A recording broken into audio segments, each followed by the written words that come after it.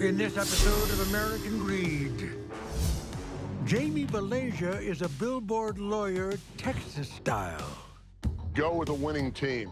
He's got cowboy outfits, a silly nickname, Hi, I'm Jamie Balagia, the DWI Dude. and outrageous marketing stunts. 2.5 drinks says I should be drunk. Cheap date. You'll never get to jail that way. Balagia is well known as the DWI Dude, representing clients accused of drunk driving. He even runs for Attorney General on a pro-marijuana platform. Give me the stoners every day of the week. But the feds say this cowboy lawyer is a criminal who runs a clever con targeting his clients. The insinuation was people would be paid off, but a lot of money apparently was needed for these bribes. Things get dicey when Balagia targets, of all people, international drug cartels It tells me he had a set on him. and steps inside a prison in Colombia. It's a very bad place. American Greed has an exclusive interview with the prosecutor who led a blockbuster narco case, His greed obstructed justice. and notes from the dude himself who tells American Greed, "What a dummy I was." You cannot scam the cartel without them finding out.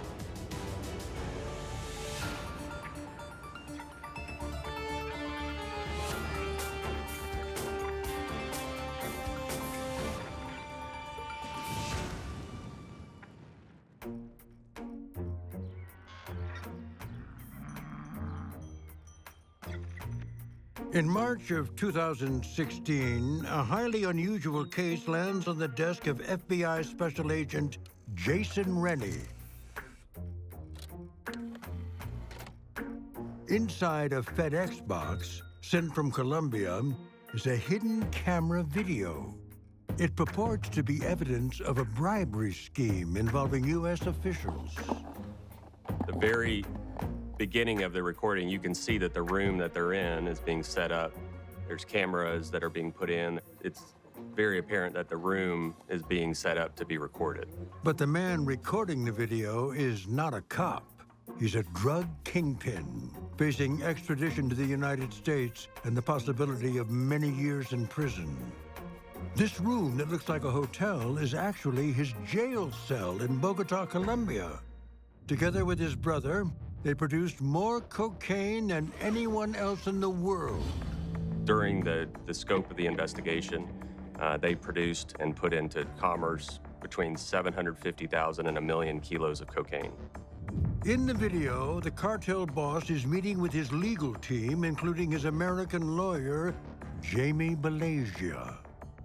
The feds allege the lawyers have taken 7 figures in cash from the cartel, promising to act as brokers of a bribe. They say they can pay off American judges, prosecutors, and DEA agents. He had hired Jamie Balagia on the promise that the charges in the United States would go away. We have people in the United States that can make your charges disappear, essentially, go away. And in return for that, he paid them, the original number was $1.5 million. He wants to know exactly what had happened since the beginning when he paid the money. It gets even stranger. Balagia is not some high-flying international lawyer, the kind who represents people like Pablo Escobar and El Chapo Guzman. Far from it. Back home in Austin, Texas, Balagia is a billboard lawyer with goofy ads known as the DWI Dude. I'm Jamie Balagia, the DWI Dude. If stopped for DWI, never surrender your rights. You don't wander into these waters and just do this like, hey, I just decide I want to go work high-level extradition cases. You're going to want the best at your side. Balagia, just from his lack of experience with fish out of water, but they really played up his connections in Texas. But are the connections a con? The drug kingpin apparently has recorded this meeting because he thinks Balagia has stolen his bribe money. Agent Rennie's first thought is, play me a sad song on the world's smallest violin. You might have a jury sympathy problem, right? Nonetheless, the allegations related to public corruption, the FBI takes seriously. Is Jamie Balagia a criminal mastermind with corrupt judges in his pocket?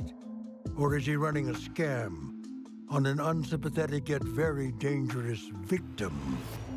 It seemed so outrageous that somebody would attempt to pull something over on some of the top cocaine producers in Colombia. Don't want to screw over someone who's got the resources that these guys have.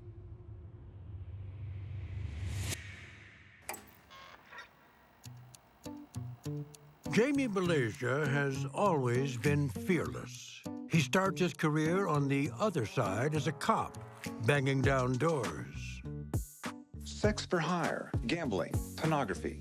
This is the beat for the Austin Vice Detail.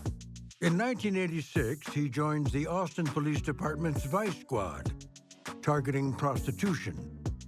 Gene Frydenberg is his boss. Fixing to get your ass put in jail, do you understand that? Nearby, the hooker's nightmare, Vice Squad Senior Sergeant Gene Frydenberg. They're just going to have to clean up their act, and we just wish they'd go somewhere else and do it. They would be 7, 8, 10 of them on a street corner. They would use businesses' parking lots to conduct their business. Frydenberg says Balagia, seen here on plainclothes duty, is a well-liked and valuable member of the team, though he definitely likes to have a good time. You know, a lot of those guys would get paid on Friday and have a big weekend, come in broke on Monday, live on the credit union for the other 10 days. Sure, there's a yellow flag or two, but nothing red. That is, until one Sunday morning. We got a call from DEA and said that one of our undercover cars had been seen in Houston at a drug dealer's house. Who do you think's driving this BMW? I said, hell, I know who's driving it. And that was when Jamie's name came up. Turns out Balagia hasn't been keeping his nose clean. He said something about, well, they went down to get an 8-ball to party with. Balagia goes away to rehab, and when he returns to the PD, he's been demoted.